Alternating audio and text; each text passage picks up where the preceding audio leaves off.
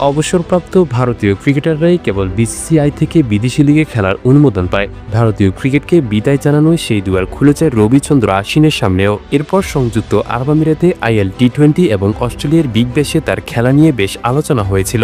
এমনকি আমিরাতের লিগটিতে সর্বোচ্চ $1,20,000 ভিত্তিমূল্য ধরা হয় আশ্বিনের। অথচ ভারতীয় এই অলরাউন্ডারকে নেয়নি আইএল টি20-র কোনো ফ্র্যাঞ্চাইজি, যেখানে প্রথম ডাকে দল না পাওয়া অশ্বিন পরে অ্যাক্সিলারেটেড অকশনে ডাকি পাননি। ফলে 6 অঙ্কের ভিত্তিমূল্যের তালিকায় থাকা একমাত্র ক্রিকেটার হিসেবে অবিকৃত থাকেন তিনি।